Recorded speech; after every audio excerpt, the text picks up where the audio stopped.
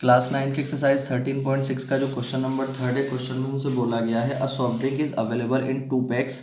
First, a tin can with a rectangular base of length 5 cm and width 4 cm having a height of 15 cm. Second, a plastic cylinder with circular base of diameter 7 cm and height 10 cm. Which container has greater capacity and by how much? Question में हमसे बोला गया है कि हमारे पास दो तरीके के पैक्स में जो है सॉफ्ट ड्रिंक अवेलेबल है. जो पहला पैक है वो रेक्टेंगुलर बेस वाला है. रेक्टेंगुलर बेस अगर किसी का होता है तो वो जो बॉक्स होता है वो क्यूबॉइड के आकार का बॉक्स होता है. ठीक है, तो जो पहला बॉक्स है वो क्यूबॉइड के आकार का बॉक्स है जिसकी लेंथ ब्रेथ हाइट हमें गिवन है.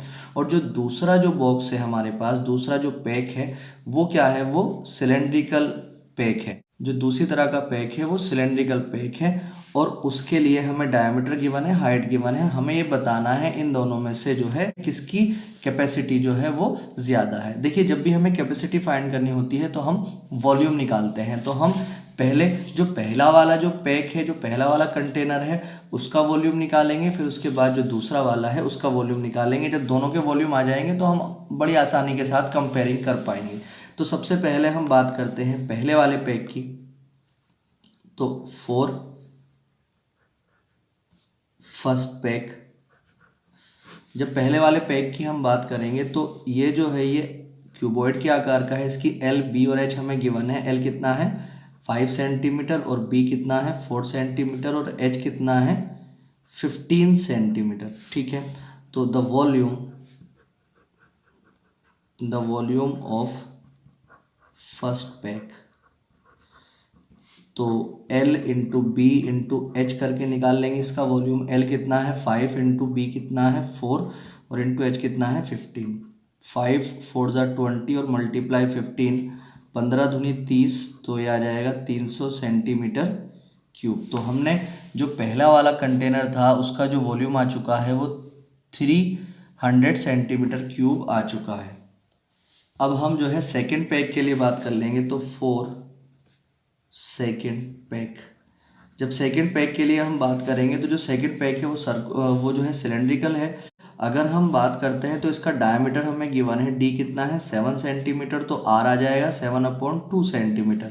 इसकी हमें हाइट गिवन है, हाइट कितनी है 10 सेंटीमीटर. तो अब हम क्या कर सकते हैं, हम इसका वॉल्यूम निकाल सकते हैं.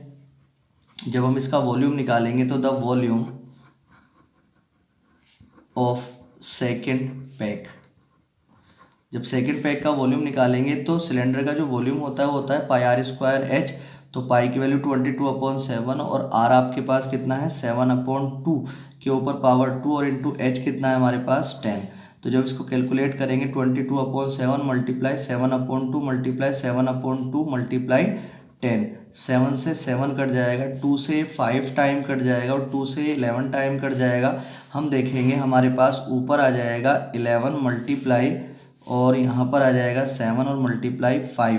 जब इन सब की नीचे कुछ बचेगा नहीं, जब ऊपर मल्टीप्लाई करेंगे हम तो 11 5 जा 55 और मल्टीप्लाई 7, तो यहाँ पर देखेंगे 7 पंजे 35 कैरी 3, 7 पंजे 35, 35 और 3 कितने हो जाते हैं 38 सेंटीमीटर क्यूब. तो हमने देखा जो पहला वाला पैक था उसका जो वॉल्यूम आ चुका है 300 सेंटीमीटर क्यूब आ चुका है. जो दूसरा वाला था उसका कितना आ चुका है 385 सेंटीमीटर क्यूब.